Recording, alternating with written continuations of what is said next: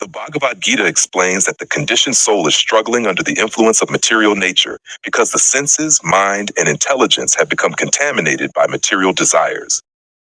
Most people think they are free. They think, I am making my own decisions. But the scriptures explain that the living entity is being pushed by forces he cannot control. The senses drag us towards sense objects.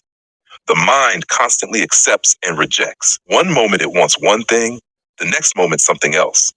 The intelligence which should guide us toward truth becomes covered by lust, greed, anger, envy, pride, and illusion. Therefore, the conditioned soul becomes a servant of his uncontrolled senses, mind, and intelligence. Krishna explains in Bhagavad Gita 3.4.2, the working senses are superior to dull matter. Mind is higher than the senses. Intelligence is still higher than the mind. And he, the soul, is even higher than the intelligence. The soul is pure, but it has become covered. A person may know that something is harmful, yet he still does it. Why? Because the senses demand satisfaction. A person may promise never to become angry again, yet anger appears.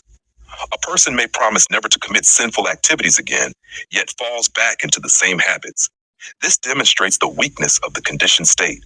The mind is compared to a restless storm. Arjuna himself admitted to Krishna in Bhagavad Gita 6.34, the mind is restless, turbulent, obstinate, and very strong. If Arjuna, one of the greatest devotees, acknowledged the difficulty of controlling the mind, what can be said of ordinary people in Kali Yuga? Therefore, self-help, speculation, and mental gymnastics are not sufficient. A conditioned soul cannot easily free himself because he is trapped within the very system that is controlling him. Just as a prisoner cannot release himself from prison, the conditioned soul requires help from one who is already liberated. For this reason, Krishna gives a direct instruction in Bhagavad Gita 4.3.4, Tad Vidi Pranipatena Paraprasnana Sevaya.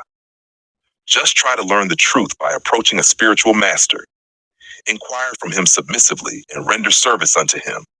The self-realized souls can impart knowledge unto you because they have seen the truth. This verse contains 3 essential qualifications. Pranapada, surrender. One must approach with humility, not with the attitude of challenging or testing the spiritual master. Paraprashna, sincere inquiry. One should ask relevant questions to understand the absolute truth and the purpose of life. Savaya, service. Knowledge descends into a heart purified by service. Service destroys false ego and opens the door to realization. The spiritual master is not an ordinary teacher, philosopher, scholar, or motivational speaker. A bona fide spiritual master is one who has heard the truth through disciplic succession and faithfully presents Krishna's message without alteration.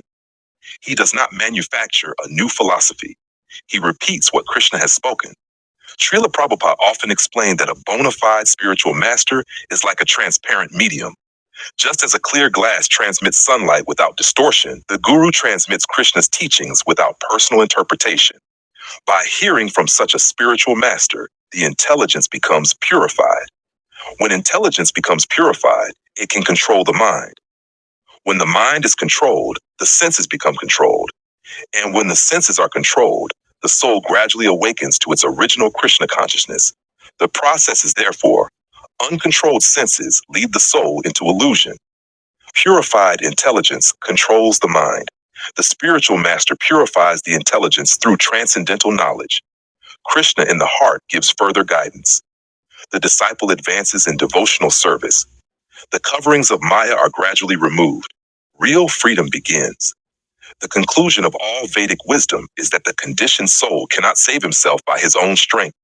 The senses are too strong, the mind is too restless, and the intelligence is too easily bewildered.